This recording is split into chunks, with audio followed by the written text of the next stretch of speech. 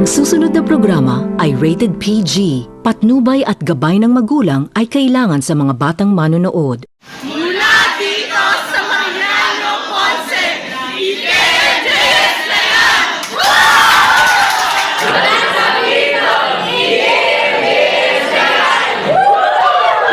Mula dito sa Baliwag City, IKMJS na yan!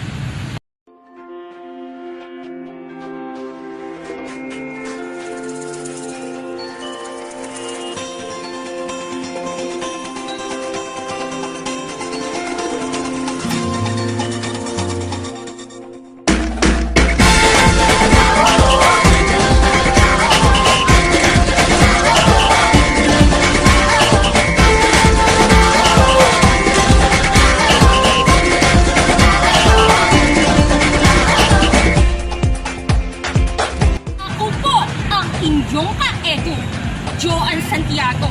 At hatid ko sa inyo ngayon ang isang issue na tiyak mapapasabi kayo ng IKMJS na yan. Pero teka, may nanonood yata sa channel ko na hindi pa nakakapag-subscribe.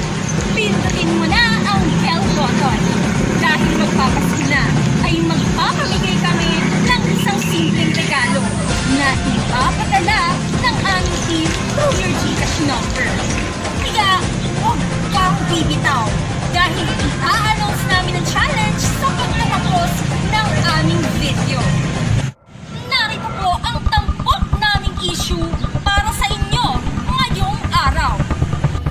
Kamakailan lamang ay pumutok ang isang issue tungkol sa inilabas na resulta ng 2022 Program for International Students Assessment o PISA. Ayon sa ulat ng Frontline Pilipinas, nangungulelat na naman ang Pilipinas. Nasa 77 tayo sa 81 mga bansa.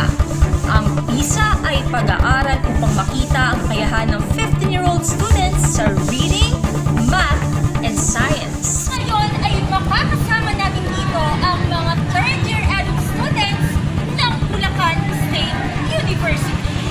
Tatalakayin nila ngayon ang isang issue na nakapaloob sa balitang nabanggit kanina. Sila ay sina Madeline, Lady, Micah, and Ira. Lumipad nga ang aming team dito sa Mariano Ponce National High School ng Barangay Bagong Nayon, Baliwag, Bulacan. Dito ay mai-interview natin si Teacher Madeline, isang third-year adult student ng Bulacan State University. Ang ganda na experience ko dito sa Mariano Ponce. As third-year adult student, ang dami kong natutunan. Mahusay yung mga teachers natin dito, ang gagaling nilang salita sa harap. Sa loob ng klase, na-implement nila yung collaboration. Madala sa mga group activity nila, nilalabas na dun yung creativity nila. Ngunit sa kaligitnaan ng aming interview ay bigla siyang nabahala nung tinanong namin sa kanya kung ano ang napapansin niyang kakulangan sa mga estudyante. Maraming students pa rin natin na hirap at mabagal magbasa. Yes, meron tayong collaboration, creativity, at critical thinking skills. Pero, dun sa good communication, dun tayo nagkakaproblema. Na-interview nga rin namin si Ma'am Lady, isang third-year field study student dito rin sa Mariano Ponce. Pero napakaganda ng turo dito sa Mariano Ponce National High School. Talagang dinedevelop dito yung mga bata kasi ako rin as observer, nakita ko yun sa mga teacher. Talagang madalas nilang pinapabasa yung mga bata during the recitation, for example sa kanilang libro, sa blackboard. And dito, kinokorek din nila yung mga maling pronunciation ng bata. At syempre, napapansin ko din dito na pinapractice nila yung mga estudyante paano mabilis magbasa in both languages. English man yan or Filipino. Ganon kahirap yung trabaho ng mga teachers natin. As observer, nakikita ko ganito pala yung magiging trabaho ko sa hinaharap. Na talaga kailangan mahaba yung pasensya mo.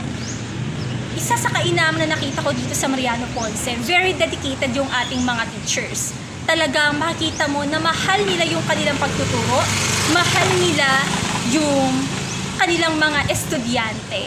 And dito sa Mariano Ponce National High School, talagang hinahasa yung bata bago siya gumraduate. Hindi siya lalabas ng eskwelahan na to na wala siyang natututunan. Lumipad din ang aming team dito sa Bulacan State University upang mang-interview ng mga student interns. Narito si Ma'am Ira. Good afternoon everyone, and now nga po, nandito ako sa Bulacan State University para mangalap ng iba pang information kung sa mga iba pang eduk student kung meron bang mga estudyante sila na hindi marunong magbasa or hindi ganun kagaling magbasa. So, hello pwede po ba kayong ma-interview kahit sandali? Ano po? Grade? So, nasaan na lang po kayo? So, sa po, ano po grade natin?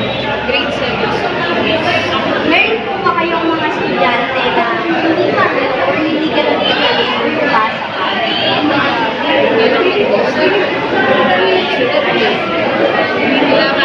Kahit yung simple words, kahit basahin,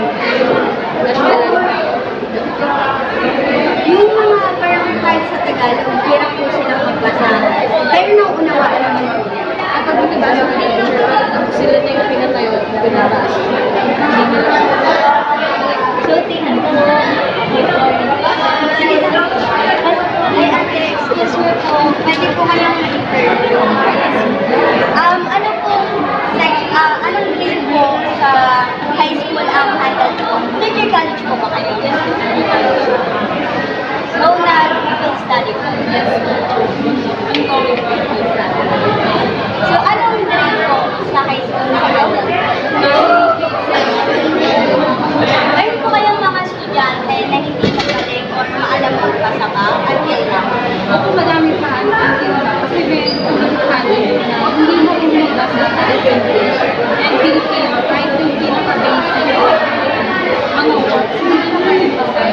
Even sa construction ng mga salitan, sa Filipino na So, thank you po.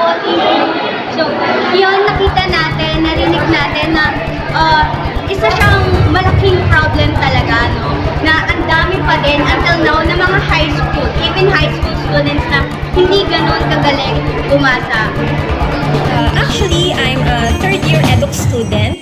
And nito nga lang nag-pandemic, share ko na din, I think it's year 2020, ako ay nag-tutor online. Doon ko napansin na marami pa rin pala sa ating mga estudyante, age 16, 17, ang hirap magbasa, mabagal magbasa, o yung mga tinatawag nga nating slow readers. I think it is one out of the many issues and challenges in the 21st century na kailangan nating bigyan ng solusyon. Noong tinanong ng aming team kung ano ang nakita niyang dahilan, ito ang kanyang sagot. Pinalala nga iyan nung nakaraan nating pandemya. Also, I think it's because of the emerging problem na rin in our digital world. Sa pag-usbong ng ating mga teknolohiya, it also created problems in our education. Nowadays, makikita nyo, no, 2 years old, 5 years old, nakatutok palagi sa kanilang mga gadgets. Ito rin siguro yung dahilan kung bakit napag-iiwanan sila. Teenagers also, nagkakaroon sila ng tinatawag nating internet addiction. They spend more time in these online gaming platforms or any social media platforms instead of getting their books and practice on how to read fluently. It's an alarming issue. Nakakabahala siya because how can these students function better in society or become productive citizens of the country if titong sa good communication skills, sa basic skill natin na to, learning how to read, mahina sila. As a future teacher, ako napapaisip, how can we address this issue? Ano yung magiging papel natin? Bilang guro sa hinaharap, ano yung nakikita nating solusyon na maaari nating gawin.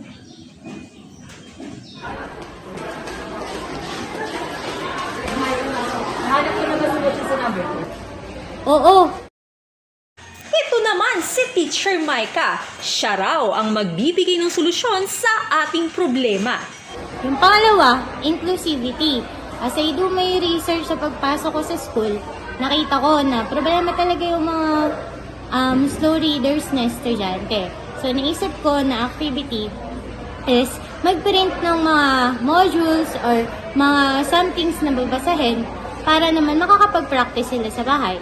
Also, bibigay ko na din sa kanila yung mga gagamitin for tomorrow discussion para naman kahit papano makakasabay sila sa agos ng discussion during class. So, sobrang hirap maging student teacher. Napakahirap na kumuha ng panibago pang responsibility. Katulad ng 1v1. So, ano ba yung 1v1? Diba? Ay, tatanong mo din yan. So, yung 1v1, ano lang siya? Parang yung activity nito, yung gagawa lang kami ng one-on-one session with the student. Or parang bibigyan namin sila ng free tutorials. Katulad ng pagbabasa weekly or pagre-review ng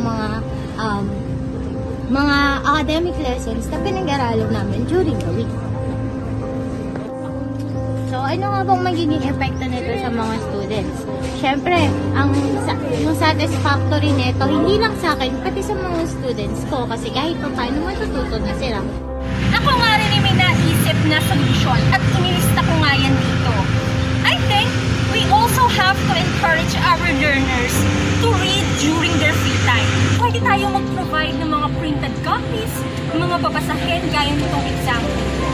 So I think nasa 20 pages siya and maaari nating bigyan yung bawat student ng copies nga nito para anytime na gusto nila magbasa, makapagbabasa sila. At yung mga stories din dito, nakadepende rin siya sa interest, sa likes ng ating mga learners. Isa pa sa napakaganda kong naisip, kasi most schools, particularly yung mga elementary schools natin, they do not have access to libraries. Wala silang library sa school nila. But it doesn't mean that teachers cannot do something about it. Hindi ibig sabihin na tayo mga teacher, wala tayong magagawa. I think, para sa akin, as a future teacher, suggestion ko lang, why don't we provide a space for reading inside the classroom? Book corner ba kumbaga? In this way, students can read anytime they want. Kahit kailan, during their free time, ay makapagbabasa sila. Actually, ako nga ay nag-experiment since ang aking kapatid ay isang grade 9 student, isang estudyante dito sa Mariano Ponce. Ang ginawa ko, nag-provide ako ng mga libro. Nilabas ko yung aking mga libro sa kwarto ko, inilagay ko siya sa aming living room. Para anytime ka ako, titingnan ko kung pag free time yung kapatid ko, babasahin yung mga libro na yun. And, ang nangyari, ang resulta ito, yes, nakita ko nung habang naka-charge yung kanyang cellphone, imbis na maglakad-lakad siya, wala siyang magawa. Ang ginawa niya, pumunta siya sa living room natin.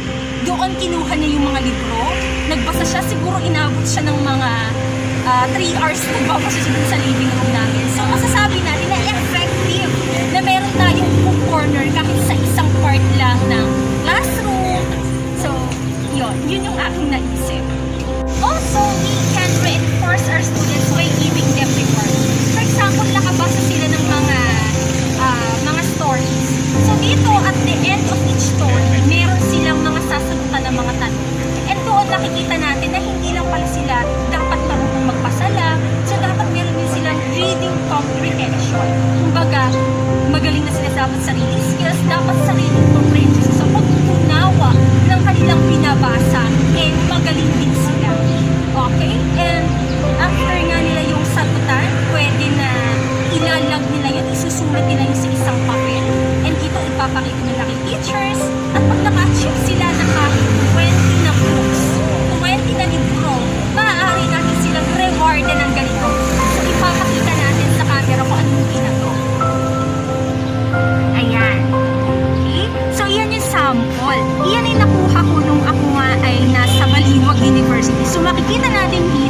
Nakabaligtad pala?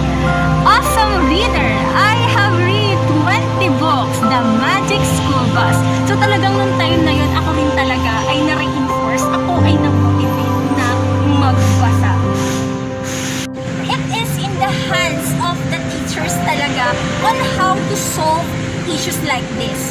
So we really have to think practically. We have to think wisely on how to solve problems like illiteracy, particularly in reading. Sinasabi nga na ang pagbabasa ay isang matibay na pundasyon. Isa itong susi para magkaroon tayo ng isang maunlad na pamayanan. So, may inihanda kaming picture. Ngayon, Salamat at mayroon tayong mga guro na handa tayong turuan.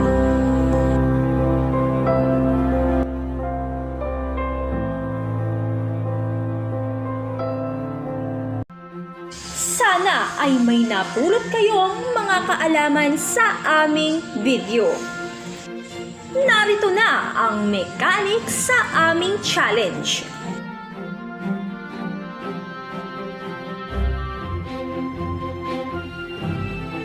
I-a-announce namin ang nanalo sa susunod naming video.